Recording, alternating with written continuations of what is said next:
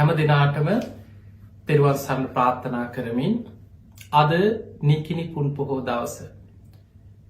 අද මේ පුන් පොහෝ දවසේ ධර්මයේ ශ්‍රවණය කරන ලක්වාසී ලෝවාසී ඔබ හැම දිනාටම මේ ධර්ම ශ්‍රවණයෙන් නිවන් දොරටුවක්ම වේවා කියලා මුලින් ආශිර්වාද කරනවා.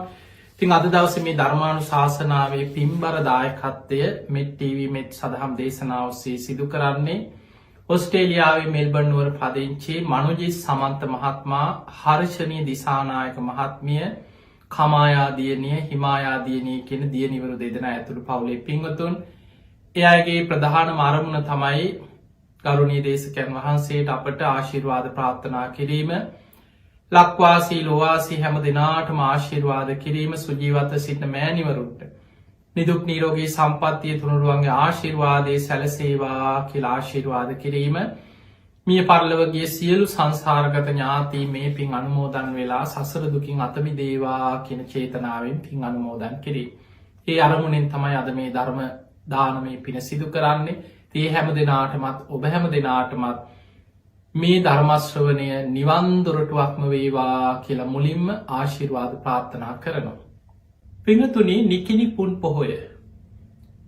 අද වගේ පුන් පොහෝ දවසක මේ බුද්ධ ශාසනය තුල ප්‍රථම ධර්ම සංගායනාව එදා සප්ත පරණී කියන ගුහාව ඉදිරිපිට 500ක් මහරහතන් වහන්සේලා එකතු වෙලා මෙන්න ධර්මය, මෙන්න විනය, මෙන්න සම්බුද්ධ ශාසනය කියලා මාස 7ක කාලයක් මේ ත්‍රිපිටක ධර්මයේ සජ්ජායනා කරමින් බුදුරජාණන් වහන්සේගේ මුල් බුද්ධ වචනේ පටන් අවසාන පිරිනිවන් පාන මොහොතේ දේශනා කොට වදාළ අවසන් බුද්ධ වචනේ දක්වා 80,000ක ධර්මස්කන්ධය සංගායනා කරමින් ස්ථාපිත කරන්නට මහා කාශ්‍යප මහරහතන් වහන්සේගේ ප්‍රධානත්වයෙන් මහරහතන් වහන්සේලා සිදු කළ ප්‍රථම ධර්ම සංගායනාව සිදුවනේ අද වගේ පුන් පොහෝ දවසක, නිකිණි පුන් පොහෝ දවසක. ඒවගේමයි මේ සම්බුද්ධ ශාසනය තුළ සිහිනුවනින් අග්‍ර, මතක ශක්තියෙන් අග්‍ර, ධාරණ ශක්තියෙන් අග්‍ර, යමක් ක්ෂණයෙන් වටහා ගැනීමෙන් අග්‍ර බුදුරජාණන් වහන්සේගේ අග්‍ර උපස්ථායකයන් වහන්සේ ආනන්ද ස්වාමීන් වහන්සේ සියලු කෙලෙසුම් ප්‍රහාණය කරලා උතුම් අරහත්වයට, මහරහත් භාවයට පත් වුණේ අද වගේ නිකිණි පුන් පොහෝ දවසක. ඒ වගේමයි ශ්‍රී ලාංකීය සම්බුද්ධ ශාසනය තුළ අපේ ඉතිහාසය ගත්තහම අපි දන්නවා අද වගේ දවසක වාම යටි දළදා වහන්සේ සුදු බුදුරැස් විහිදෙන ඒ උතුම් දළදා වහන්සේ වැඩ සිටින ලංකා භූමියේ අවසන් රන්දෝලි මහා පෙරහැර සිදුවෙන්නේ අද වගේ පුන් පොහෝ දවසක දළදා පෙරහැර. ඒ වගේමයි ලලාට ධාතුන් වහන්සේ, බුදුරජාණන් වහන්සේගේ විශාලම ධාතුන් වහන්සේ ලලාට ධාතුන් වහන්සේ තැන්පත් කරලා සේරුවිල මංගල මහා චෛත්‍ය රාජාණන් වහන්සේ ඉදි වෙන්නේ ලංකා භූමිය අද වගේ පුන් පොහෝ දවසක. මේ කාරණා එක්ක පෝය දවසේ වැදගත්කම ඒහා බැඳිච්ච ධර්ම කාරණා වගේම ඒ කරුණු තුලින් අපේ ජීවිතයට ගන්න තියෙන ඊටාම වැදගත් කාරණා අද අපි මේ ධර්මානුශාසනාවේදී සාකච්ඡා කරන්න කල්පනා කරනවා. පින්වතුනි, ඔබ මම සරණ ගිය අපේ බුදුරජාණන් වහන්සේ සම්බුදු කෘත්‍ය අවසන් කරලා මල් රජදරුවන්ගේ උපවර්තන ශාල වනෝද්‍යානයේ පිරිනිවන් පාවදාලා වෙසක් පුන් පොහෝ දවසේ බුදුරජාණන් වහන්සේ පිරිනිවන් පෑවට පස්සේ සතියක් ශ්‍රී දේහය මහජන ප්‍රදර්ශනයට තැබුවා.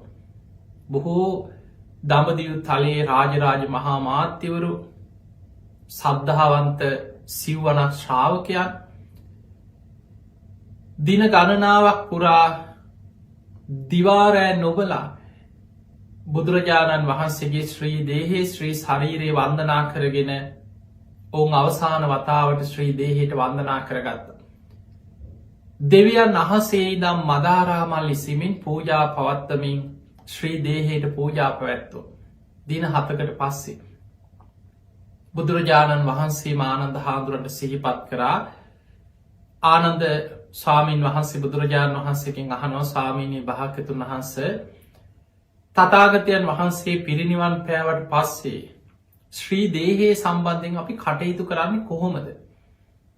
ඒ වෙලේ බුදුරජාණන් වහන්සේ වදාළ ආනන්ද අලුත් සිවුරු 500කින් කපු පුළුම් පටල 500කින් ශ්‍රී දේහේ වෙන වෙනම ඔතලා සදුන් වතුරෙන් දෝණය කළ සුවඳ පැන් ගල්වල ශ්‍රී දේහේ සිවුරු 500කින් කපු පුළුම් පටල 500කින් වෙන වෙනම ඔතනවා. රන් දෙනෙක්ක තැන්පත් කරලා සඳුන් දරවලින් සකස් කරපු සඳුන් චිතකයක් තුළ ශ්‍රී දේහේ ආදාහනය කළ යුතුයි. ඒක හැම බුදු කෙනෙක්කුටම සාධාරණ ක්‍රමයක්. පෙර බුදුරජාණන් වහන්සේලා පවා පිරිනිවන් පෑවට පස්සේ ශ්‍රී දේහේ ආදාහනය කරලා තියෙන ඒ ක්‍රමයට. ඒ විතරක් නෙමෙයි සක්විති රජවරු දෙතිස් මහා පුරුෂ ලක්ෂණ ඇතුව මේ ලෝකෙම පාලනය කරන මහා පින්වන්ත රජවරු යම් යම් කාලවල සමහරට කල්ප ගානකට එක වතාවක් වෙන්න පුළුවන්. සක්විති රජ කෙනෙක් දිහා ගත්තහම සාමාන්‍ය අපි හිතන විදිහේ සාමාන්‍ය ලෝක බලවතෙක් නෙමෙයි. පංචශීලයේ ධාර්මිෂ්ඨව දසරාජ ධර්මයෙන් ලෝකේ පාලනය කරන අහසින් යන්න පුළුවන් පුණ්‍ය ඉරිදි ඇති සත්ව රත්නයන් පහළ වෙන. අහසින් ගිහි හිතූ දිසාවට චක්‍ර රත්නය නැගල අහසින් සිවුරග සේනා පිරිවරාගෙන අහසින් ගිහිල්ලා පංචශීලයෙන් රටවැසියන්ට අනුශාසනා කරන්න. මගේ රටවැසියන් ප්‍රාණඝාතයෙන් වළකින්න, සොරකමින් වළකින්න, වැරදි කාම සේවනයෙන් වළකින්න, බොරුවෙන් වළකින්න, මත්පැන් මත්ද්‍රව්‍ය භාවිතයෙන් වළකින්න. සක්විති රජ්ජුරුවන්ගේ අනසකට ලෝකයක් තමන්ගේ පාලනය තුළ සීලවන්ත කරන්න තරම් දක්ෂ සක්විති රජ කෙනෙක්. ඒ නිසා සක්විති රජ්ජුරුව පෘතජ්ජනයෙක් වුණත් මිය ගියාට පස්සේ චෛත්‍ය හදල වන්දනා කරන්න සුදුසුයි තූපාර පුද්ගලයන් හැටියට බුදුරජාණන් වහන්සේ වදාළ. ඒ සක්විති රජ කෙනෙක් මිය ගියාට පස්සෙත් සක්විති රජ්ජුරුවන්ගේ ශරීරය ඒ විදිහටම තමයි ආදාහනය කරන්න. බුදු කෙනෙක් ගෙන සිවුරු 500කින් කපු පුළුම් පටල 500කින් ඔතනවා. සක්විති රජ කෙනෙක් ගෙනන් රන් සලු 500කින් කපු පුළුම් පටල 500කින් ඔතන්. ඒ විදිහටම සඳුන් චිතකයක් තුළ රන් දෙනක තැන්පත් කරලා ආදාහන කටයුතු සිදු කරන. පිංහතුනි එදා ශ්‍රීදේහේ ආදාහනය කරන්න සෝදානන් කරපු වෙලාවේ දැන් චිතකටත් නංවල අපේ බුදුරජාණන් වහන්සේගේ ශ්‍රීදේහය එතන වැඩ හිටිය ඒ වෙනකොට අනුරුද්ධ මහරහතන් වහන්සේ දිවස්ලාභීන් ගෙන් අග්‍රම කෙනා. උන්වහන්සේගේ උපදෙස් අරගෙන මල්ල රජ දරුවෝ 4 දෙනෙක් සුදු අතින් සැරසිලා ජටාවල් බැඳලා සුවඳ පැන්වලින් දෝවනය වෙලා ගිනි මැල 4ක් අරගෙන චිතකේ වටා ප්‍රදක්ෂිනා කරලා චිතකයට ගිනි දල්වන්න සෝදානම් වුණා. ගින්න තියෙනකොටම සැනින් නිවිලා යනවා. මල්ල රජදරුව 8 දෙනෙක් ඒත් ගින්න නිවෙනවා. ගිනි දල්වන්න බෑ. මල්ල රජදරුව 16 දෙනෙක් උත්සාහ කරේ ඒත් හරියන්නේ. අවසාන ගිනි දල්වන්න ගත්ත උත්සාහය නවත්තලා අනුරුද්ධ මහරහතන් වහන්සේගේ විමසන අනේ ස්වාමීනි ඇයි මේ චිතකෙට ගිනි දල්වන්න කවුද ඉඩ දෙන්නේ නැත්තේ? ගින්න දල්වනකොටම නිවිලා යනවා. උන්වහන්සේ දිවසින් බැලුවා දෙවියන්ගේ අදහස වෙන එකක්. දෙවියනුයි මේ දේ කරන්නේ.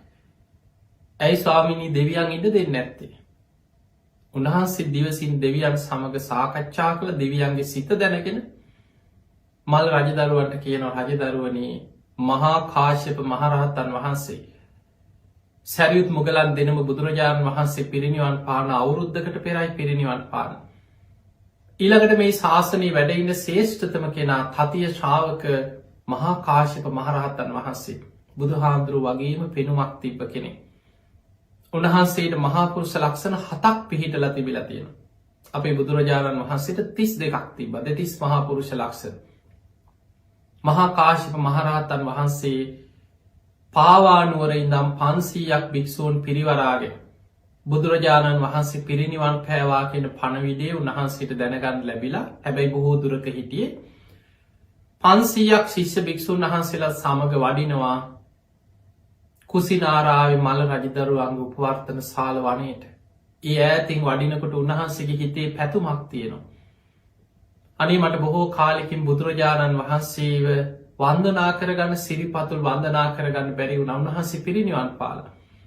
උන්වහන්සේගේ ශ්‍රී දේහය ආදාහනය කරන්න කලින් මට සම්බුදු සිරිපතුල් නළලේ තියාගෙන බුදුගුණ සිහි කරගෙන වන්දනා කරගන්න ලැබේවා කියලා උන්වහන්සේගේ හිතින් හිතනවා. ඒ සිතුවිල්ල දකිනවා දෙවියන්. දෙවියන් චිතකයට ගිනි දල්වන්න ඉඩ නොදී ගින්න දල්වනකොටම චිතකයේ ගිනි නිවා දමනවා. ඒ වෙලාවේ මහා කාශ්‍යප මහරහතන් වහන්සේ වඩිනතෙක් බලාගෙන අපිට ඉන්න වෙනවා කියන කාරණේ අනුරුද්ධ මහරහතන් වහන්සේ පිරිසට දැනුම් දුන්නා. බොහෝ පිරිසක් සතුටු වුණා. අනේ බුදුරජාණන් වහන්සේ වගේම පෙනුමක් තියෙන මහා කාශ්‍යප මහරහතන් වහන්සේ එහෙනම් දැන් වඩීවි කියලා හැමෝම මඟ බලාගෙන හිටිය. ටික වෙලාවක් යනකොට 500ක් සංඝ පිරිස පිරිවරා බුදුරජාණන් වහන්සේ වඩිනවා වගේ ඈතට පේන්නේ මහා කාශ්‍යප මහරහතන් වහන්සේ වගේම පෙනුමක් තිබුණේ. පිරිසට මතක් වුණේ අනේ බුදුරජාණන් වහන්සේ වඩිනවා වගේමයි කියලා. මහා කාශ්‍යප මහරහතන් වහන්සේ එතනට වැඩම කරලා සිවුර ඒකාංශ කරලා පොරෝගෙන චිතකයේ වටා 3 වතාවක් බුදුගුණ කියමින් ප්‍රදක්ෂිනා කළ වන්දනා කරා. අද අපි චෛත්‍ය වඳින්නේ. ඒ වගේ බුදුගුණ කියමින් ප්‍රදක්ෂිනා කරමින් චිතකයේ වටා වන්දනා කරලා උන්වහන්සේ සිරිපතුල් පිහිටි තැනට දන ගහලා චිතකයට නළල තියලා අධිෂ්ඨානයක් කරා. මේ චිතකයේ තුල රන්දෙනේ කපුපුළුම් පටල 500කින් සිවුරු 500කින් ඔතලා ඒ වැඩ සිටින ශ්‍රී දේහයේ සිරිපතුල් එළියට නික්මිලා මගේ නළල මත පිහිටාවා කියලා අධිෂ්ඨානයක් කරා. හරිම ආශ්චර්යයක්. දින 7කට පෙර වෙසක් පුන් පොහෝ දවසේ පිරිනිවන් පාපු බුදුරජාණන් වහන්සේගේ ශ්‍රී ශරීරේ කිසිම වෙනසක් නොවී දින 7ක් බුද්ධ අධිෂ්ඨාන බලන්න අපට හිතා ගන්නවත් බැහැ. දින 7කට පසු ඒ අධිෂ්ඨානයෙන් රන් දෙනවත් නොසෙල්වී චිතකයක් නොසෙල්වී සිරිපතුල් පමණක් රන් දෙනින් එළියට නික්මිලා මහා කාශ්‍යප මහරහතන් වහන්සේගේ නළල මත පිහිටියා. උන්වහන්සේ බුදුගුණ සිහි කර කර බොහොම සද්ධාවෙන් සිරිපතුල් වන්දනා කරලා චිතකයෙන් අර සිරිපතුල් වලින් හිස ඉවතට අරගෙන වැඳගෙන නැගිටිනවා සමගම චිතකයට දේවානුභාවයෙන් ගිනි දැල්වුණා. කවුරුත් ගිනි දල්වන්න ලැබුණේ නැහැ. ඉබේම ගිනි ගත්තා. ඔන්න ඔය වෙලාවේ ශ්‍රී දේහය ආදාහනය වෙනකොට සද්ධාවන්ත ධර්මාවබෝධයක් නොලබපු කෙලෙස් ප්‍රහාණය නොකළ ශ්‍රාවකයෝ ඒ අයට සංවේගය දැනෙනවා. ආනන්ද හාමුදුරුවෝ සෝවාන් වෙලා හිටියේ. හැබැයි උන්වහන්සේ හඬා වැළපෙනවා. රහතන් වහන්සේලා තමයි අනිත්‍ය ස්වභාවයේ ලෝක ධර්මතාවය මෙනෙහි කරගන්නේ. සාමාන්‍ය කෙලෙස් සහිත අයට දුක දැනෙනවා හිතට. අනිත් අය හඬා වැළපෙනවා. අනේ ලෝකෙට පහළ වෙච්ච දහම් මැස පිරිනිවන් පෑවා. අනේ බුදුරජාණන් වහන්සේ පිරිනිවන් පෑවා කියලා හඬා වැළපෙනකොට අර පිරිස අතර මේ සංඝයා බුදුහාමුදුරුවෝ වෙනුවෙන් සිවුරු දරාගත්ත භික්ෂුන් වහන්සේලා අතරින් සිවුරක් දරාගෙන කෙනෙක් ඒ අතරට ඇවිල්ලා කියනවා මොකටද උඹලා අඬන්නේ සතුටු යල්ලා. ඒ මහා ශ්‍රමණයාගෙන් අපි මිදුණා. දැන් අපිට මේක කැපයි මේක අකැපයි කියලා නීති දාන්න කෙනෙක් නෑ. අපිට ඕන විදියට ඉන්න පුළුවන් කියෝ මේකේ. ඔබ හිතන්න දැන් බොහෝ වෙලාවට අද මෙහෙමයි මේ කාලෙ මෙහෙමයි කියලා වර්තමානයේ යම් යම් සිදුවීම් ගැන අපි බොහෝ වෙලාවට අපි දකිනවා සමාජ මිනිස්සු යම් යම් විවේචන කරනවා. මේ ලෝක ස්වභාවය බුදුහාමුදුරුවෝ පිරිනිවන් පාන වෙලාවේ භික්ෂුවක් හැටියට සිවුරු දරාගත්ත කෙනෙකුත් ඒ අතරින් අර රහතුන් වැඩ හිටිය ශ්‍රී දේහේ ගිනි නිවෙන්නත් කලින් ඒ අතරට ඇවිල්ලා මොකටද උඹලා අනන්නේ සතුටු යල්ලා දැන් අපිට ඕන විදිහට ඉන්න පුළුවන් කියලා. ඒ පාපී ප්‍රකාශ සාමාන්‍ය ඔබ පොත්පත්වල දහම් පාසල් පොත්වල ඉස්කෝල යන කාලේ ඉගෙන ගත්ත පොත්වල මේ පාපී වචනේ හඳුන්වන්නේ සුබද්දගේ අබද්ද වචනය කියලා. ඒ පාපී වචන කීපේ ඒ වචන ටික කන වැටුණ මහා කාශ්‍යප මහරහතන් වහන්සේට. උන්වහන්සේට ඇහුණා. උන්වහන්සේ මොහොතෙම අධිෂ්ඨාන කරගත්ත සංඝයා රැස් කරලා සංඝයාව දැනුවත් කරා ආයුෂ්මතුනි අධර්මය බබලන්න පෙර අධර්මවාදීන් බලවත් වෙන්න කලින් ධර්මයේ යටපත් වෙලා ධර්මවාදීන් යටපත් වෙන්න පෙර අවිනය බලවත් වෙලා අවිනයවාදීන් බලවත් වෙන්න කලින් විනය යටපත් වෙලා විනයවාදීන් යටපත් වෙන්න කලින් ධර්ම විනය සංගායනා කළ යුතුයි සංඝයා රැස් කරලා. අන්නේ වෙලාවේ තමයි ඒ වචනයත් එක්ක පිරිනිවන් පා වදාරට පස්සේ කුසිනාරාවේ ශ්‍රී දේහය ආදාහනය කරන මොහොතේ ඔය වෙච්ච සිදුවීමත් එක්ක තමයි ප්‍රථම ධර්ම සංගායනාවට හේතුව සකස් වුණේ. එතනින් තමයි මහා කාශ්‍යප මහරහතන් වහන්සේ මූලිකත්වය ගන්නේ ධර්ම සංගායනාවක් කළ යුතුයි. බුදුරජාණන් වහන්සේ පිරිනිවන් පාල මාස 3ක් ඉක්ම යන අද වගේ නිකිනි පුන් පොහෝ දවසක මේ ධර්ම සංගායනාව සිදු කළ යුතුයි කියලා දැන් දින තීරණය වෙලා කතිකා වෙලා වැඩ කටයුතු සූදානම් වුණා. පිංගතුනි ඒ සඳහා ස්ථානයක් හැටියට තෝරගත්තේ. ඒ සඳහා සම්පූර්ණ රාජ්‍ය අනුග්‍රහය සැපයුවේ අජාසත්ත රජ්ජුරුව. දැන් අජාසත්ත රජ්ජුරුව තුළින් අපි තේරුම් ගන්න ඕන එක කාරණයක් තියෙනවා. ඒ තමයි රජ්ජුරුවෝ පාපිස්ටේක් වෙන්න පුළුවන්. රජ්ජුරුවෝ දුරාචාරය හැසිරෙන කෙනෙක් වෙන්න පුළුවන්.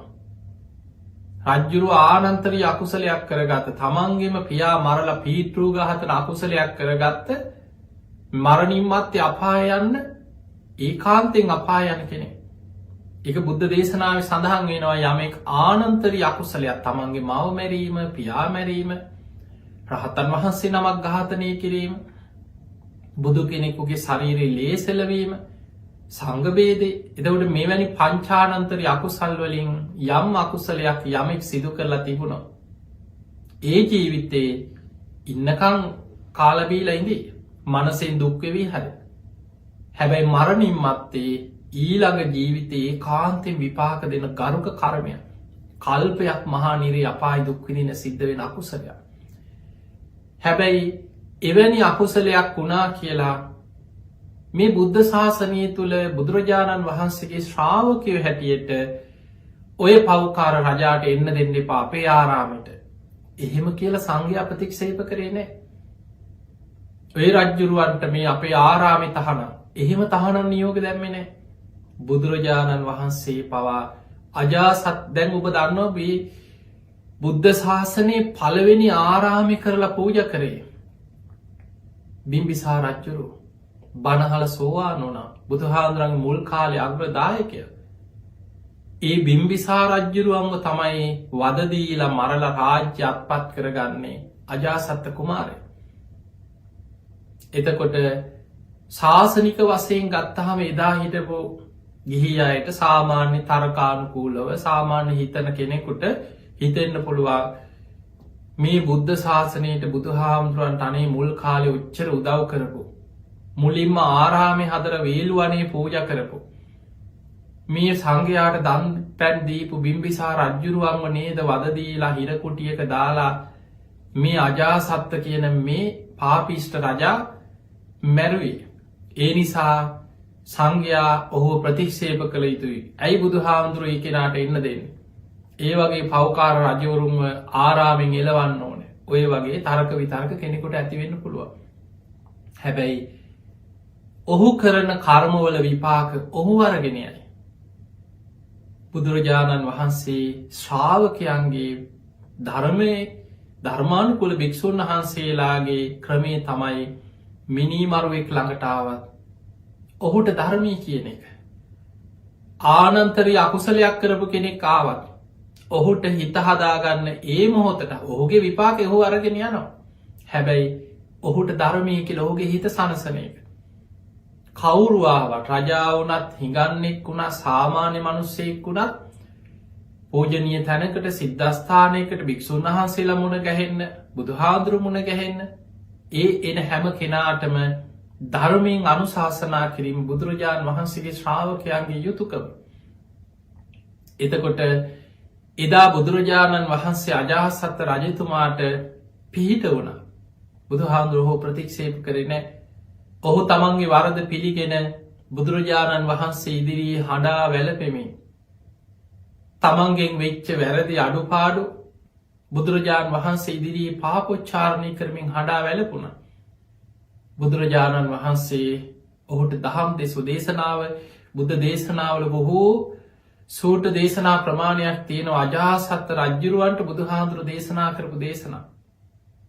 දැන් බලන්න එහෙම කෙනෙකුට කරුණාව අනුකම්පාව දැක්වීම තුළ ඔහු කොච්චර බුදුරජාණන් වහන්සේ ගැන අවසාන කාලෙ සද්ධාවක් ඇතිකර ගත්තද කියන්නේ. අජාසත්ත රජ්ජුරුවෝ තරන් බුදුරජාණන් වහන්සේ පිරිනිවන් පාන කාලෙ වෙනකොට සද්ධාවන්ත රජෙක් පෘතජ්ජනයන් අතර මනුලව දකින්නෑ කියල සක්‍ර දෙවියන් අජාසත්ත රජ්ජුරුවන්ගේ සද්ධාව දැකලා ප්‍රකාශයක් කරන මේක ධර්මී සඳහන් වෙනවා. මහා කාශ්‍යප මහරහතන් වහන්සේට සක්‍ර දෙවියන් කියනවා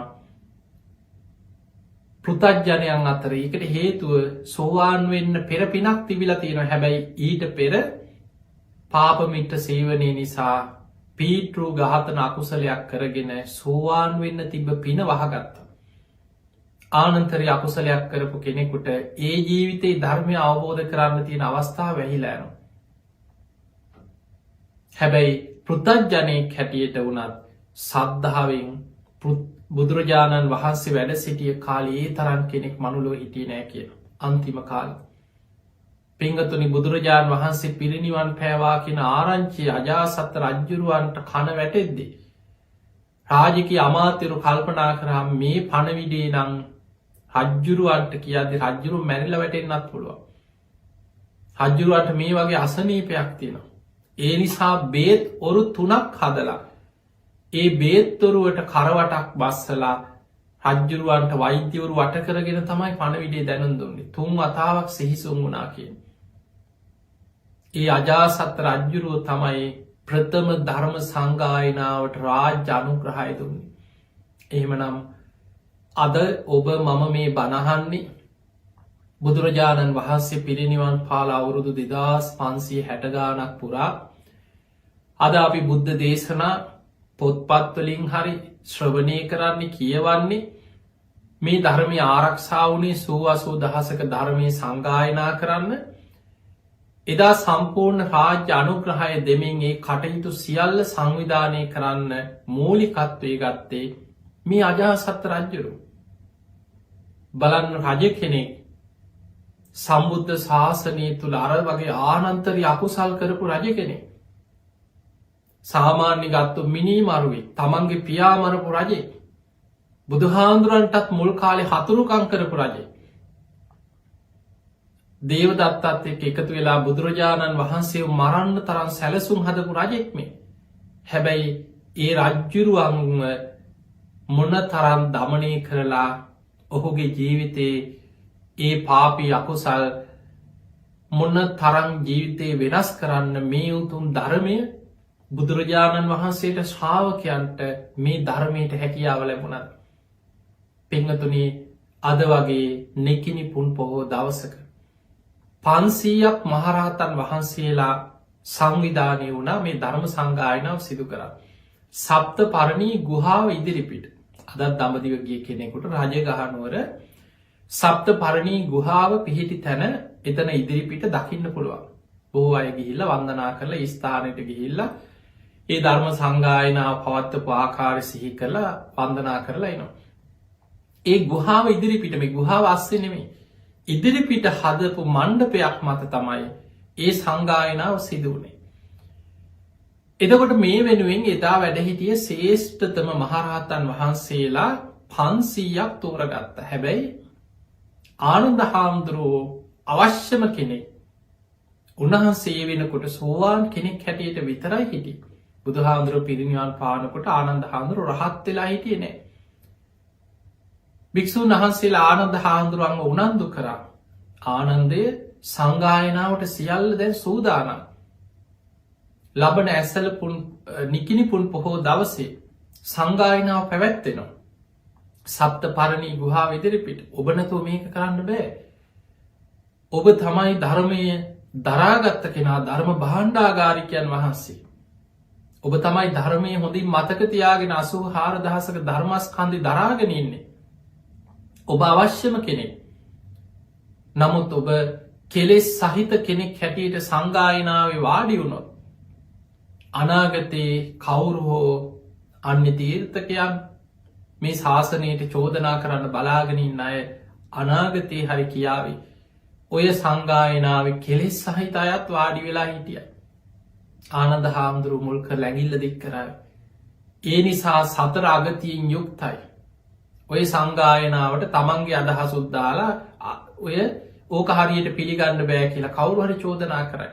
ඒ නිසා රහතන් වහන්සේලාගෙන්ම නික්ලේශී උත්තමයන් වහන්සේලාගෙන්ම මේ සංගායනාව සිදු කළ යුතුයි. ඔබ වහන්සේ වීර්ය වඩන්න. ඔබ වහන්සේ කොහොම හරි වීර්ය වඩන්න. ආනන්ද හාමුදුරුවෝ උනන්දු කරා. උන්වහන්සේ සංගායනාව පැවැත්වෙන්නේ හෙටනම්. කලින් දවසේ රාත්‍රියේ උන්වහන්සේ හිත හදාගෙන භාවනා කරන්න පටන් ගත්තා. පින්වතුනි, ආනන්ද හාමුදුරුවෝ ගැන ධර්මයේ සඳහන් උන්වහන්සේ බොහොම සංවේදී කෙනෙක්. බුදුරජාණන් වහන්සේගේ බුදුමුවින් වැඩිපුරම කියවෙච්ච වචනේ ආනන්ද කියන වචනේ. අවුරුදු 25ක් බුදුරජාණන් වහන්සේගේ අග්‍ර උපස්ථායකයන් වහන්සේ. ඒ වගේම ඊට කලින් බුදුහාමුදුරුවෝ බුදු වෙච්ච තැන ඉඳන් දේශනා කොට වදාළ සියලු දේශනා ආනන්ද හාමුදුරුවන්ට බුදුරජාණන් වහන්සේ නැවතත් දේශනා කරා. ආනන්ද හාමුදුරුවෝ තමයි 84,000ක ධර්මස්කන්ධෙම දරාගත්තේ. උන්වහන්සේගේ එක ඉල්ලීමක්. උන්වහන්සේ නැති තැන යම් දේශනාවක් කරාද ඒ දේශනාව නැවත බුදුරජාණන් වහන්සේ ආනන්ද හාමුදුරුවන්ට සිහි කළ යුතුයි. මොකද උන්වහන්සේ තමයි මේ දේශනා කටපාඩමින් දරාගෙන අනාගතේ අරගෙන යන සසර පාරමී පුරාගෙන එන කෙනා. ආනන්ද උණු පැන් ටිකක් ලෑස්ති කරන්න. ආනන්ද සිසිල් පැන් ටිකක් ලෑස්ති කරන්න. ආනන්ද තථාගතයන් වහන්සේ චාරිකාවක පිටත් වෙනවා, ගමනට සූදානම් කරන්න, පාට සිවුරු සූදානම් කරන්න. බුදුරජාණන් වහන්සේ දවසට කී වතාවක් නම් ආනන්ද කියලා බුදුමුවින් කතා කරනවාද? ආනන්ද හාමුදුරුවෝ මේ ගැන සිහි කර කර අනේ අද තථාගතයන් වහන්සේ වැඩ සිටියානම් මේ වෙලේ උන්වහන්සේ දහම් දෙසන වෙලාව, මේ වෙලාවේ උන්වහන්සේ සක්මන් කරන වෙලාව, මේ වෙලාවේ උන්වහන්සේ පැම් පහසු වෙන වෙලාව, ඒව සිහි කර කර ආනන්ද හාමුදුරුවෝ දුක් වෙවි පසු තැවි තැවි හඬා වැළපෙමින් හිටියේ. බුදුරජාණන් වහන්සේ පිරිනිවන් පාල මාස 3ක් යන තැන සංගායනාවට කටයුතු සූදානම් කරලා කටයුතු ඔන්න මෙන්න තියෙද්දී භික්ෂුන් වහන්සේලා ආනන්ද හාමුදුරුවන්ව නැවත නැවත උනන්දු කෙරෙව්වා. ආනන්ද, ඔබ වීර්ය වඩන්න, මේ සංගායනාවට ඔබ අවශ්‍යමයි. ඊට පස්සේ තමයි උන්වහන්සේ හිත හදාගෙන ධර්මය මෙනෙහි කරමින් එදා දවසේ භාවනා කරේ. පින්වතුනි, සංගායනා සභාවේ උදෑසන රාත්‍රී වීර්ය වඩලා භාවනා කරලා ධර්මය මෙනෙහි කරලා සංගායනා සභාව පැවැත්වෙන දවසේ උදෑසන 4 ඉරියව්වෙන් තොරව කෙලෙසුන්ගෙන් මිදිලා රහත් වුණේ. ඔබ ආනන්ද හාමුදුරුවෝ ගැන මේ කාරණය අහලා ඇති. 4 ඉරියව්වෙන් තොර රහත් වුණා කියලා. සාමාන්‍යයෙන් කෙනෙක් ධර්මයේ භාවනා කරන ඉරියව් තියෙනවා. වාඩි වෙලා භාවනා කරනවා, හිටගෙන සක්මනේ භාවනා කරනවා, නිදාගෙන ඉන්න ඉරියව්වෙන් භාවනා කරනවා.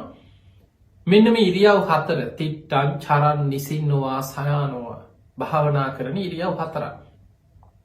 හැබැයි ආනන්ද හාමුදුරුවෝ රහත් වෙන්නේ උන්වහන්සේ ධර්ම මානසිකාරය, ධර්මයෙන් නිතර නුවණින් විමසමින් ධර්මයේ දරාගෙන ඉන්න කෙනා එදා භාවනා කරලා ධර්මයේම මෙනෙහි කර කර උන්වහන්සේ ඇවිදගෙන ඇවිල්ලා ඇදේ වාඩි වුණා. හිස කොට්ටෙට තියලා ඇලවෙන්න ධර්ම මානසිකාරය එක පාදයක් ඔසවලා කොට්ටෙට හිස තියන්න ඇලවෙනවා සමගමයි උන්වහන්සේගේ හිත කෙලෙසුන්ගෙන් මිදිලා උතුම් අරහත්ත්වයට පත් වෙන්නේ. එතකොට ඒකෙදි ඔබ තේරුම් ගන්න ඕනේ මේ ඉරියව්ව නිසා රහත් වුණා නෙමෙයි. කොට්ටෙට ඔළුව තියන්න සූදානම් වෙන එක රහත් වෙන්න ක්‍රමයක් නෙමෙයි. ඒ වෙලාවේ උන්වහන්සේගේ හිත තිබුණේ ධර්ම මානසිකාරය. යෝනිසෝ මනසිකාරය ධර්මයේ හිත පිහිටල ධර්මය මෙනෙහි කරමිනොයි උන්වහන්සේ ඒ නිදාගන්න ඉරියව්වට කයි යොමු කරේ. ඉරියව් වෙනස්වීම දකිමින් අනිත්‍ය මෙනෙහි කරමින් ධර්ම මනසිකාරය එනිසා ධර්ම සම්මර්ශනය ධර්ම මනසිකාරය තුළ ඕනම මොහොතක හිත කෙලිසුන්ගේ මිදිලා ධර්මාබෝධයට හිත සකස් වෙන්න පුළුවන්. අද වගේ පුන් පොහෝ දවසක නිකිනි පුන් පොහෝ දවස උදෑසන ආනන්දයන් වහන්සේ කෙලිසුන්ගේ මිදිලා ඉරදි බල සම්පන්න මහරහතන් වහන්සේ නමක් බවට පත් වුණා. උන්වහන්සේ කල්පනා කරා මම සාමාන්‍ය කෙනෙක් හැටියට ඇවිදගෙන සංගායනා සභාවට ගිහිල්ල වාඩි වුණොත් අනෙක් අය මං ගැන සැක කරාවේ. උන්වහන්සේ වීරිය වැඩුවනේ රහත් වෙලා නෑ ඔන්න සෝවාන් වෙලා විතරයින්නේ. උන්වහන්සේ සංගායනාව ඇවිල්ල වාඩි වුණා. ඒ නිසා සියලු දෙනාට උන්වහන්සේගේ නික්ලේශී භව ඔප්පු කරමින් උන්වහන්සේ සංගායනාවේ වැඩ සිටින්න පෙළහර පෑමක් සිදු කරා සංගායනා සභාව. අද වගේ දවසක උන්වහන්සේ වැඩ සිටිය තැනින් අභිඥා පාදක ධ්‍යානයකට සමවැදිලා පොළොව ඇතුළෙන් කිමිදිලා සංගායනා සභාවේ තමන්ගේ ආසනය මතින් මතුවෙල අහසට පැනනැගල අහසි පළගක් බැඳගෙන වැඩ ඉඳලා පෙළහර පාල තමයි කියනවා උන්වහන්සේ ආසනය මත වැඩ සිටි. සියලු දෙනා සැක දුරු කරගත්ත. ආනන්දයන් වහන්සේ උතුම් මරහත්වයට පත්වෙලාමයි මේ වැඩම කරේ කිය. 500ක් රහතන් වහන්සේලා සූදාන. අද වගේ පුන් පොහෝ දවසක රජගහනුවර සප්ත පරණී ගුහාව ඉදිරිපිට හැබැයි මූලිකත්වය ගත්තේ මේ බුද්ධ ශාසනය තුළ බුදු හාදුරු පිරිනිවන් පානකොට හිටිය ශේෂ්ඨතම කෙන මහා කාශ්‍යප මහරහතන් වහන්සේගේ මූලිකත්වේ 500ක් රහතන් වහන්සේලා එකතු වෙලා මෙන්න ධර්මය මෙන්න විනය මෙන්න සම්බුද්ධ ශාසනය කියලා බුද්ධ දේශනා සියල්ල සජ්්‍යහයනා කරමින් සංගායනා කරලා වෙන වෙනම කොටස්වලට දැන් අදාපි මේ නිකාය හැටියට දීග නිකාය මජ්ජිම නිකාය සංයුත්ත නිකාය අංගුත්තර නිකාය කුද්දක නිකාය කියලා එතන නිකායකන කොටස දීර්ඝ දේශනා ඇතුළත් කොටස අවුරුදු 45ක් පුරා දේශනා කරපු බුද්ධ දේශනා අතර දීර්ඝම දේශනා ඇතුළත් කොටස දීග නිකාය මධ්‍යම ප්‍රමාණි දේශනා ඇතුළත් කොටස මජ්ජිම නිකාය විශේෂ මාතෘකා යටතේ එකතු කරගත්ත දේශනා පෙළ ගැස්ව සංයුත්ත නිකාය අංක වසයෙන් පිළිවෙලට උසස් වෙන පිළිවෙලට වදාළ දේශනා එකක් ගැන ඒකක නිපාත කොටස් දෙකක් ගැන දුක නිපාත කොටස් 3ක් ගැන තික නිපාත කොටස් 4ක් ගැන චතුත්ත නිපාත ඔය විදියට අංක පිළිවලින් උසස් වෙන පිළිවෙලට වදාළ දේශන අංගුත්තර නිකාය ඊළඟට කුද්දක නිකාය යටතේ කොටස් ගොඩාක් තියෙනවා ධම්ම පද උදාන ඉති උත්තක තේර තේරේ ගාථා පේතවත්තු විමානවත්තු සුත්ත නිපාත කුද්දක පාඨ ජාතක පාළි වගේ කොටස් ගණනාවක් වෙන වෙනම එකතු කරලා පොදු නමක් තිබ කුද්දක නිකාය ඊළඟට විනය දේශනා පාරාජිකා පාලි පාචිත්ති පාලි පරිවාර පාලි චුල්ලවග්ග පාලි මහාවග්ග පාලි මේ වගේ වෙන වෙනම සංගායනා කරලා ඒවා වෙන වෙනම කොටස් වශයෙන් නම් කරා. එතකොට මේ අතර අභිධර්මයේ පවා සංගායනා වෙලා තියෙනවා. අපි ධර්ම විනය කියලා කිව්වට ධර්මයේ ධර්ම අභිධර්ම හැටියට විනය අභිවිනය හැටියට හැදින්වෙනවා. මොකද අපිට පේනවා ආනන්ද හාමුදුරන්ගේ තේර ගාථාවේ සඳහන් වෙනවා උන්වහන්සේ පිරිනිවන් පාන පෙර දේශනා කරනවා මම බුදුරජාණන් වහන්සේගෙන් අහලා 82000ක ධර්මස්කන්ධ මන් ධාරණය කරගත්තා. ශ්‍රාවක දේශනා හැටියට 2000ක් ධර්මස්කන්ධ මන් දරාගත්තා. මා දරාගෙන ඉන්න සම්පූර්ණ ධර්මස්කන්ධය 84000යි කියලා ආනන්ද හාමුදුරු පිරිනිවන් පාන්න පෙර තේර ගාථාවේ සඳහන් වෙනවා. ඒ 84000ක ධර්මස්කන්ධයේ බෙදෙන්නේ සූත්‍ර පිටකයට ධර්මස්කන්ධ 21000යි. විනය පිටකයට ධර්මස්කන්ධ 21000යි. එතකොට 21000 දෙකක් කියන්නේ 42000යි. ඊළඟ 42000ම එන්නේ අභිධර්ම පිටකයට. එහෙමනම් ආනන්ද හාමුදුරුවෝ පළවෙනි ධර්ම සංගායනාවේදී ඒ 84000ක ධර්මස්කන්ධෙම සංගායනා කරා කියන්නේ අභිධර්මයත් සූත්‍ර විනය මේ සියල්ල සංගායනා වුණා. එහෙම සංගායනා කරලා ඒ රහතන් වහන්සේලාගේ ශිෂ්‍ය පරම්පරාවල් හිටිය. ඒ අයට කොටස් වශයෙන් පැවරුවා මෙන්න මේ කොටස කටපාඩමෙන් සජ්්‍යායනා කරගෙන පරම්පරාවෙන් ඉස්සරහට අරගෙනයන්. මොකද පිංහතුන ඒ කාලෙ පොත්වල ලියලා අද වගේ පිටපත් කරලා සටහන්තියාගෙන එහෙම ක්‍රමයක් නෙමේ බුදුරජාණන් වහන්සේ පෙන්නල දීලා තිබ්බේ. සුතා හොඳට අහන දතා ඇසූදේ ධාරණය කරගන්න. වචසා පරිචිතා වචනින් පුරුදු කරනු. මනසානු පෙක්කිතා නුවනින් විමසනෝ දිට්්‍යයා සුප්පට විදයක තමන්ගේ අවබෝධයක් බවට පත් කරගන්න. එනිසා අද වගේ නිකිනිපුන් පොහෝ දවසක මේ ධර්මය සංගායනාවනේ ප්‍රථම ධර්ම සංගායනාව සප්ත පරණී ගුහා ඉදිරිපිට මාස 7ක් පැවතුන. අජාසත් රජ්ජුරුවන්ගේ රාජ්‍ය අනුග්‍රහයි මූලිකත්වය යටතේ මේ ධර්ම සංගායනා පවත්තල මෙන්න ධර්මය මෙන්න විනේ මෙන්න සම්බුද්ධ ශාසනය කෙළ ස්ථාපිත වුණ. ඒවගේම ආනන්ද හාන්දුරු ආනන්දයන් වහන්සේ උතුම් අරහත්වයට පත්වෙච්ච පුන් පොහෝ දවස. උන්වහන්සේ අවුරුදු 120ක් වැඩ හිටිය කියල සඳහන් වෙන ආනන්ද හාමුදුරු. ඒ කාලේ අදට වඩා දීර්ඝායුෂ තිබුණා. බක්කුල මහරහතන් වහන්සේ අවුරුදු 160ක් වැඩ හිටිය. මේ සම්බුද්ධ ශාසනයේ වැඩිම කාලයක් වැඩ සිටිහි බක්කුල මහරහතන් වහන්සේ. උන්වහන්සේ අවුරුදු 160ක් වැඩ ඉඳලා තියෙන. අනුරුද්ධ මහරහතන් වහන්සේ දිවස්ලාභීන්ගෙන් අග්‍රම කෙන අවුරුදු 150ක් වැඩ හිටිය. ඊළඟට ආනන්ද හාමුදුරු මහා කාශ්‍යප මහරහතන් වහන්සේ අවුරුදු 120ක් වැඩ හිටිය. විසාකා උපාසිකාව අවුරුදු 120ක් ජීවත් වුණ. එතකොට මේ වගේ අපිට පේනවා අදට වඩා එදා ආවිෂ වැඩි කාලයක්. බොහෝ ආවිෂ දීර්ඝාවිෂ වින්දනය කරා.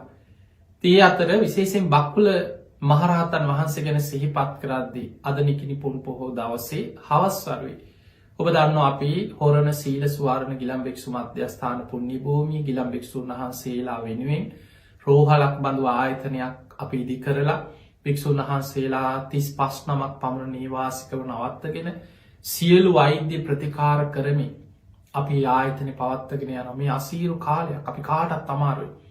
නමුත් ඒ අසීරු කාලෙමි කොරුණ වසංගත කාලෙම ආර්ථික ප්‍රශ්න තියෙන කාලි පවා අපි ගිලම් භික්ෂූන් වහන්සේලා බොහෝම ගෞරවයෙන් සද්ධාවෙන් උන්වහන්සේලාගේ වෛද්‍ය ප්‍රතිකාර සිදු කරමින් රැක බලා ගනිමින් සීලස්වාන පුුණ්‍ය භූමි කටයුතු පවත්තගෙන යන. ඒ පුුණ්‍ය භූමි අපි බක්කුල මහාසෑය නමින් බක්කුල මහරහතන් වහන්සේගේ නාමේ අඩි 130ක් පමණ උස චෛත්‍යයක් ඉදි කරනවා. මේ චෛත්‍ය කටයුතු අපි ද වසර කීපයක් මේ චෛත්‍ය ඉදිකිරීම කටයුතු සිදු කරන නමුත් පසුගිය කාලේ මේ වසංගතයක් සමඟ ඇතිවෙච්ච රටේ ආර්ථික ප්‍රශ්නත් එක් අපි චෛත්‍ය කටයුතු යම් ප්‍රමාද කරන්න සිද්ධ වුණා. මොකද අපි බොහෝ සමාජ සේවා කටයුතුවලට මුල් තැන දුන්නා. ගිලම් භික්ෂූන් වහන්සේලා රැකගන්න උන්වහන්සේලා ආරක්ෂා කරගන්න අපි මූලිකත්වයේ දුන්නා. බක්කුල මහාසෑය කටයුතු බොහෝමයක් දැන් අවසං අදිරී පවතින්නේ.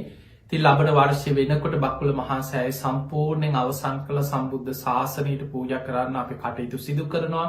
මේ දිනවල චෛත්‍ය අවසන් නිර්මාණ කටයුතු පිළිම නිර්මාණ කටයුතු සිදු කරනවා. මේ බක්කුල මහාසෑය ඉදිරිපිට අදහවස් වරුවේ මරණයට කැපවෙච්ච ගවයන් බොහෝ පිරිසක් 7 දෙනෙක් පමණ අපි නිදහස් කරගත්තා. අද හවස ඔවුන්ට අබේදාන පින්කමක් සිදු කරනවා. ඒ වගේ අපි සෑම පුන් පොහෝ දවසකම මරණයට කැපවිච්ච ගවයන් නිදහස් කරලා ඒවා යම් අධීක්ෂණයක් මත ඉතා දුප්පත් අසරණ ජීවිතය ගොඩනගාගන්න උත්සාහ කරන පවුල්ලලට බාරදීලා ඒ වගේ මේ කටයුතු පසු අධීක්ෂණයෙන් ඒ ගැන සොයා බලන අපි වැඩ පිළිවෙලක් අපි උතුම් සත්කාරයට යොදලා තියෙනවා. ඒ වගේම අද හවස් හරුවේ බක්කුල මහාසෑය ඉදිරිපිට බක්කුල මහාසෑය වන්දනා පින්කමක් රාත්‍රී කාලේ පැවැත්වෙනවා. ඉතින් ඒ නිසා අද නිකිනි පුන් පොහෝ දවසේ හොරනාවට ඒ ආශ්‍රිත සැදැහැවතුන්ට සම්බන්ධ වෙන්න පුළුවන් අය අපි දන්නවා පසුගිය කාලවල පින්කම් වලට යන්න උවමනාව තිබුණත් මේ ඇතිවෙච්ච තෙල් ප්‍රශ්න ගමන් බිමන් අපහසුතා නිසා බොහෝ දෙනෙකුට යන්නේ අපහසුනා. ඒ නිසා පුළුවන් අයට අපි ආරාධනා කරන අද හවස් වරුවේ බක්කුල මහාසෑය සිදු කරන්නේ බක්කුල මහාසෑය වන්දනා පින්කම රාත්‍රී කාලේ පින්කමට සම්බන්ධ වෙන කප්පු පූජා සූදදුම් පූජා ආදී පින්කම් එක්ක සිදු කරන බක්කුල මහා සෑය පින්කම ඒ වගේම මේ බක්කුල මහා සෑයේ තැන්පත් කරන උත්තම ධාතුන් වහන්සේලා සර්වඥ ධාතුන් වහන්සේලා කේශ ධාතුන් වහන්සේලා වගේම මහරහත් ධාතුන් වහන්සේලා බොහෝ ප්‍රමාණයක් බක්කුල මහා සෑයේ තැන්පත් කරන්න අපිට ලැබිච්චේ ධාතුන් වහන්සේලා සීල ස්වාන පුණ්‍ය භූමිය උතුම් ධාතු මන්දිරය තුළ වැඩ සිටිනවා පුද පූජා පවත්වමින් ඒ වගේම මීට වසර 2-3කට පමණ පෙර මේ වසංගතය ආරම්භ වෙන්න පෙර තායිලන්තයේ සංඝරාජ මාහිපාණන් වහන්සේ විසින් බොහොම ගෞරවයෙන් තායිලන්තයෙන් අපිට ඒ රටේ වැඳුම් පිදුම් ලබන උත්තම ධාතුන් වහන්සේලා නිදම් වස්තු බක්කුල මහා සෑය වෙනුවෙන් ලැබුණා. ඒ වගේම ලබන මාසේ අපට බුරුම අපේ රටේ උපසම්පදාවල් පවා අපිට නැතිවෙච්ච කාලවල ලැබිච්ච අද මේ වෙනකොට ලක්ෂ 6කට අධික බොහෝ සංඝ පිරිසක් වැඩ සිටින බුරුම රාජ්‍ය අපි මියන්මාරයේ කියනවා මේ රටේ පූජනීය සිද්ධාස්ථාන අපි දන්නවා වර්තමාන කේශ ධාතුන් වහන්සේලා වැඩිම ප්‍රමාණයක් වැඩ සිටින්නේ බුරුම රටේ ශ්‍රේදගෝන් මහා සෑය ඔබ දන්නවා තපස් බල්ලුක වෙළඳ සොහොයුරන් බුරුම ජාතිකයන් හැටියට තමයි වෙළඳාමේ ගිය ඉතිහාසය සැලකෙන්නේ ඒ බුරුමේ බොහෝ භික්ෂූන් වහන්සේලා වැඩ ඉන්න බෞද්ධ බණ භාවනා ආගමික වත් පිළිවෙත් ඉහලින් තියෙන තේරවාදී රටක්. ඉතින් අපි කරපු ඉල්ලීම මත ඒ රටේ පූජනීය සිද්ධාස්ථානවල සංඝරාජයන් වහන්සේලා නායක හාමුදුරන් වහන්සේලාගේ බොහොම ගෞරවනීය ආරාධනය මත සැප්තැම්බර් මාසේ 7 වෙනි දින අපි බුරුම ඒ සිද්ධාස්ථානවලට වැඩම කරලා අපේ සැදැහැවතුන් පිරිසක් සමග ඒ ස්ථාන වන්දනා කර ගනිමින් බක්කුල මහා සෑය වෙනුවෙන් බුරුම රාජ්‍යයෙන් අපිට පිදෙනේ උත්තම ධාතුන් වහන්සේලා නිදම් වස්තු පිළිගනිමින් අපි ලංකාවට වැඩම කරන වැඩසටහනක් පින්කම් මාලාවක් ලබන මාසය තුළ සංවිධානය කරලා තියෙනවා. ඒ නිසා අපි මේ රටේ පවතින වර්තමාන තත්ත්වයේ අපි මේ කරන පින්කම් බක්කුල මහා සෑය වෙනුවෙන් ඒ වගේම අපේ රටේ සිදු කරන්නේ පූජනීය පින්කම් බලන්න පොයේ දවසකට කොච්චර පින්කම් කෙරෙනවද. අපි පසුගිය කාලවල රුවන්වැලි මහා සෑය ශ්‍රී මහා බෝධි අටමස්ථාන සොළොස්මස්ථාන පූජනීය සිද්ධාස්ථාන මුල් කරගෙන අපේ රටේ මොන තරම් පින්කම් පසුගිය කාලේ පුරා රට තුළ සිද්ධ වුණාද. නමුත් මේ ලෝකෙ ස්වභාවය තමයි හැමදේම හැමදාම එකම විදිහට පවතින්නේ අනිත්‍යයි. යම් කාලෙකට සම්බුද්ධ ශාසනයේ බොහොම බැබලීමක් බොහෝ පිරිස නිදහස පින්කම් කරගෙන වන්දනාමාන කරගෙන බොහෝ ශාසනික කටයුතු පින්කම් සිදුවෙන. කාලෙකට ඒ කටයුතු එහෙමම ටික යම් යම් එක්ක ස්වභාවික විපත් ආක්‍රමණ කැරලිකෝලහල භීෂණ කාල යම් යම් ආර්ථික ප්‍රශ්න නොසිතන ගැටලු විපත් මත මිනිස්සුන්ගේ මානසික තත්ත්ව කඩාගෙන වැටිලා රටේ කලබල කෝලහල ඇති වෙලා ඒව කාලෙකට යටපත් වෙනවා. හැබැයි ආයෙත් මතු වෙනවා. එනිසා අපි මොන ප්‍රශ්න ඇති වුණත් මොන තරම් රටේ ආර්ථික ප්‍රශ්න මොන ගැටලු පීඩා ඇති වුණත් ඔබ ඔබේ සද්ධාවට හානි කරගන්න එපා. අපිට පේනවා රට දිහා බලද්දි බොහෝ වෙලාවට ගැටලු ප්‍රශ්න ආර්ථික ප්‍රශ්න එනකොට බොහෝ පිරිසක් තමන්ගේ ගුණධර්ම රැකගන්න දක්ෂ වෙන්නේ. ද්වේෂය, වෛරය, ඉරිසියාව මිනිස්සු එකිනෙකා දිහා බලන්නේ තරහෙන් වෛරයෙන් ඉරිසියාව. ඒ තුළ නොයෙක් ගැටුම් කෝලාහල මානසික පීඩන මේවත් එක්ක තවත් අපි අවුලෙන් අවුලට පත්වෙන. එනිසා පින්වතුනි මේ වෙලාවේ මේ අසීරු වෙලාවේ අපිට සමහරලාට රට හදන්න බැරිවෙයි. සියලු දෙනා ලෝකයේ බොහෝ වෙලාවට මේ ඔක්කොම හදන්න ඕන වෙනස් කරන්න ඕන ඒ සිතුවිලි අපි හිතුවට අපි හැම වෙලාවෙම අපේ ජීවිතේ හදාගෙන ඔබේ අඩුපාඩු හදාගෙන ඔබ හැදෙන්න උත්සාහ ගන්න. ඒ විදිහට සමාජය නිවැරදි වෙනකොට මිනිස්සුන්ට යහපත් පරිසරයක් ගොඩනගා ගන්න පුළුවන්. ඒ නිසා මේ වෙලාවේ ඔබ ඔබේ ගුණධර්ම ටික රැකගන්න. හොඳට පන්සිල් රකින්න. මේ අසීරු වෙලාවේ ඔබට තියෙන එකම රැකවරණය ආරක්ෂාව ඔබේ සීලේ, ඔබේ සද්ධාව, ඔබ රකින්න ගුණධර්ම. ඒ නිසා සමහර වෙලාවට ඔබට පින්කම් වලට යන්න බැරි වෙයි. වන්දනාමාන කටයුතුවට සම්බන්ධ වෙන්න බැරිවේ වෙනද වගේ නිදහස ගිහිල්ලා පූජනය සිද්ධස්ථාන වන්දනා කරමින් පින්කං කරගන්න බැරිවේ. හැබැයි ඒ තුළ පසු තැවි තැවී ඒ තුළ තවත් ගැටීම් ඇතිකරගෙන ඉන්න නැතුව. කරපු පින්කං සී කරන්න. අපි ඒ කාලෙ මෙහෙම පින්කං කර අපි ඉස්සර මෙහෙම පින්කං කර. ඒ පින් සිහි කර කර ඉව බලවත් කරන්න. ගෙදර ඉඳං හරි බුදුන් වදින් උදේ හවස බුද්ධ වන්දනාවක් ඔබේ නිවසේ ගෙදර ඉඳං හරි පුරුදු කරගන්න. ඒ වගේම තුන් සූත්‍රයේ කියලා පිරිට්ටිකක් කියලා බුදුන් ඇඳලා මේ වගේ කාලෙක මෛත්‍රී භාවනාව බලවත් කරගන්න. මොකද අපිට පේනවා දවේශය බලවත් කාලයක්. ගැටුම් බලවත් කාලයක්. මිනිස්සු එකනෙකා දිහා දවේශයෙන් තරහෙන් බලන්න පුරුදු වෙච්ච කාලයක්. එවැනි පරිසරයක එවැනි සමාජයක ඔබට ඔබේ හිත රැකගන්න තියෙන ප්‍රබලම ආරක්ෂාව තමයි මෛත්‍රී.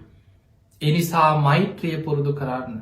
මෛත්‍රී කායකරම මෛත්‍රී වචීකරම මෛත්‍රී මනෝකරම පුරුදු කරගන්න. හැමවෙලේම හිතන්න මගේ වචනයක් නිසා තව කෙනෙකුට හිංසාවක් පීඩාවක් නොවේවා. මගේ කායික ක්‍රියාවක් නිසා තව කෙනෙකුට හිංසාවක් පීඩාවක් නොවේවා. මගේ සිතුවිල්ලකින්වත් තව කෙනෙකුට හිංසාවක් පීඩාවක් නොවේවා. ඒ විදිහට ඔබ මේ අසීරු වෙලා ඔබේ හිත ධර්මී පිහිටවාගෙන හිත රැකගන්න. පුළුවන් විදිහට පින් දහම් කරන්න නැති බැරි කෙනෙකුට මේ ආර්ථික ප්‍රශ්නවලින් පීඩා විදින වෙලාවේ හැමෝම අසරණ. හැම කෙනෙකුටම මානසික පීඩ ආර්ථික ප්‍රශ්න ගැටලු අසරණ කන්තියෙන. එනිසා ඔබේ ශක්ති පමණින් ඔබේ අසල්වැසයෙක් වෙන්න පුළුවන් ඥාතියෙක් වෙන්න පුළුවන් ඔබට පුළුවන් මට්ටමට හැමෝටම උදව් කරන්න බැරිවුණත් කුමක් හෝ උදව්වක් කවුරු හෝ වෙනුවෙන් ඔබට කරන්න පුළුවන් වෙයි. එක පවුලකට හරි කාගේ හරි කුසගින්නක් නිවන්න ඔබට පුළුවන් වෙයි. තේ නිසා ඒ විදිහට හිතන්න මෛත්‍රී සහගතව හිතන්න ඔබේ ශක්ති පමණින් පින් දහම් කරන්න සද්ධාව නැති කරගන්න එපා සද්ධාව රැකගන්න සද්ධාවට හානියක් කරගන්න එපා. අඩුම ගානේ ශ්‍රමයෙන් හරි ද අපි හිතමු චෛත්‍යයක් හදනවා. ඔබට මිල මුදරින් ලොකු දෙයක් කරන්න මේ කාලේ බැරිවෙයි. මේ තියෙන ආර්ථික ප්‍රශ්නත් එක් හැබැයි ඔබ ශ්‍රමදානයකට හරි ශ්‍රමයෙන් හරි සම්බන්ධ වෙලා. එවැනි කටයුතුවලට අඩුගානි වැලි ටිකක් කලලා ගඩොල් ටිකක් එවැනි කටයුත්තකට ගිහිලා ඒ මළුව පිරිමැදලා සුද්ධ පවිත්‍ර කරලා බෝ මළුවක් ආසනයක් චෛත්‍ය මළුව පිළිසතර කරන දේකට ශ්‍රමයෙන් හරි ඔබට ගිහිල්ලා උදව්පකාර කරලා පින් කරගන්න. ඒ නිසා පුළුවන් තරම් පින් කරගන්න පුංචි පුංචි පිනහරි ජීවිතයට රැස් කරගන්න. තින් අද වගේ උතුම් පුන් පොහෝ දවසක මේ ධර්මය ශ්‍රවණය කරප බොහෝ පිරිසා සමාල්ලාවට අද උපෝ සතේ සමාදන් වෙලා පන්සල්වලට ගිහිල් අඩුගාර නිවසේ නං හරි උපෝ සතේ සමාදන් වෙච්ච පිරිසක් වෙන්න පුළුවන්. ඒ නිසා ඔබ ඔබේ ජීවිතය තුළ පුළුවන් තරම් පින් කරන්න කුසල් වඩන්න ති අද නිකිනි පුන් පොහෝ දවසේ බුදුරජාණන් වහන්සේගේ සූවසූ දහසක ධර්මස්කන්දේ ප්‍රථම ධර්ම සංගායනාව තුළ සංගායනා වෙච්ච පුන් පොහෝ දවස ආනන්ද ස්වාමීන් වහන්සේ උතු මරහත්වයට පත්වෙච්ච පුන් පොහෝ දවස ඒවගේම බුදුරජාණන් වහන්සේගේ විශාලම ධාතුන් වහන්සේ ලලාට ධාතුන් වහන්සේ තැන්පත් කරලා සේරුවිල මංගල මහා චෛත්‍ය ආරම්භ කරපු ඉදි කරපු දවස දළදා වහන්සේ වෙනුවෙන් මහනුවර ශ්‍රී දළදා මාලිගාව අවසාන රන්දෝලි පෙරහැර පැවැත්වෙන පුන් පොහෝ දවස මේ සියලු පින්වලින් අපේ රටේ මේ ඇතිවෙලා තියෙන වර්තමාන තත්ත්වය ඉක්මනින්ම යහපත් අතට හැරිලා මේ රටේ සියලු දෙනාට කායික මානසික සුවපත් භාවය සහනය මානසික පීඩනය දුරු වෙලා රට යහපත් තත්ත්වයට පත් කරගන්න මේ සියලු පින් බලෙන් සියලු දෙවියන්ගේ පිහිටෙන් ආශිර්වාදයෙන් වාසනාව ලැබේවා කියලපි ආශිර්වාද ප්‍රාර්ථනා කරනවා. පිංහතුනේ අද මේ ධර්මශ්‍රවනයෙන් රැස් කරගස් සියලු පින් සියලු දෙවියෝ සාධකාරදිදී මේ පින් අනුමෝදන් වෙත්වා. දෙවියන්ගේ පිහිට රැකවරන ආශිර්වාද ඔබ හැම දෙනාටම ලැබේවා කියලපි ආශිර්වාද කරනවා.